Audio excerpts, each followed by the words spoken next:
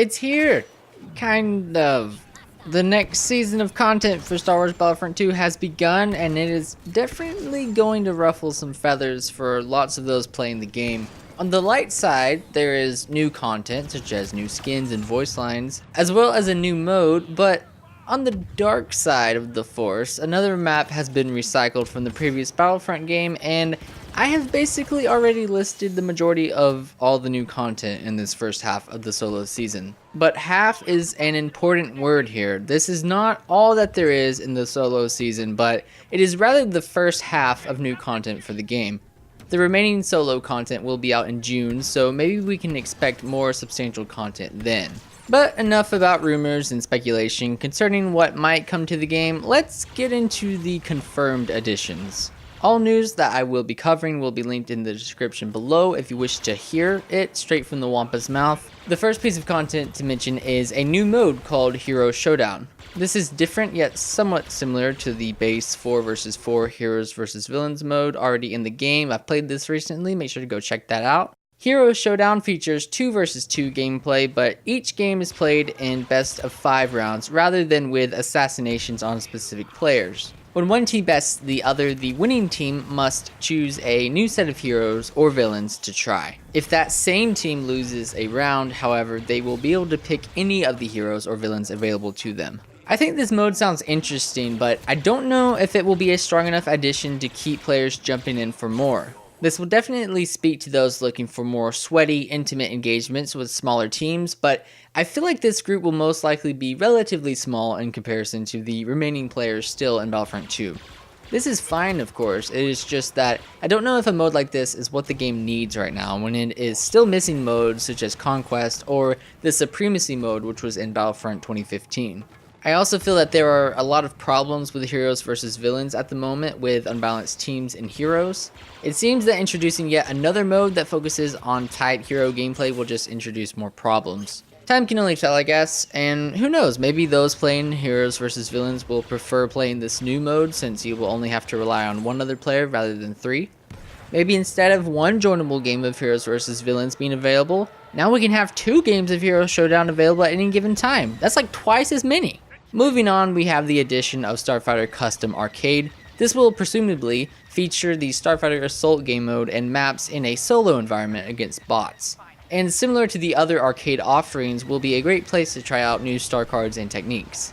I honestly didn't think that this would be added to the game anytime soon, but it is cool to see it being added in. I, for one, find Starfighter Assault to be a bit daunting at times, so maybe having the opportunity to become more acquainted with the ins and outs of the different classes will help me to improve my skills. The next addition is the Jabba's Palace map from Battlefront 2015 will be returning to the game in Heroes vs Villains and Blast. This will also be available in the arcade mode. This map was introduced with the Outer Rim DLC from BF 2015 and was one of the stronger maps in the game in my opinion. I remember having a lot of cool games of Extraction, Droid Hunt, and Cargo on this map. It is a great map to be added, although I hope the claustrophobic hallways of the palace will get some sort of redesign as they have always favored third-person camping and are just a mess to play in. New appearances will also be added by way of an epic appearance for Lando and the first legendary appearance added to the game, which will be for Leia. Lando's appearance will be his Palace Guard outfit from episode 6, while Leia's appearance will be her very cool looking Bausch disguise, also featured in episode 6. I've never known how to say that. Her look is not the only thing that changes, as her dialogue will be replaced by Ubi's or Ubi's lines. That's the weird alien language that comes out of her helmet. There is some level of a hint at more legendary appearances being added in June, and I think that it is interesting to see that the first legendary appearance will actually feature different voice lines to what is already in the game for Leia. This may further support my wish list that I put forth in my May season wish list video, which you can see by clicking the card, where I said that I would love to see an appearance of young Han and Lando with lines recorded by Alden Ehrenreich and Donald Glover. Maybe we will see these added in June as the new legendary skins?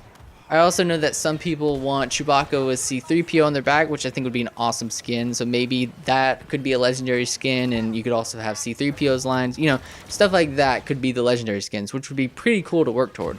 There are also some other quality of life updates with the addition of menu updates. Supposedly the front menu will allow you to jump, and this is a quote here, into your favorite game modes a lot quicker.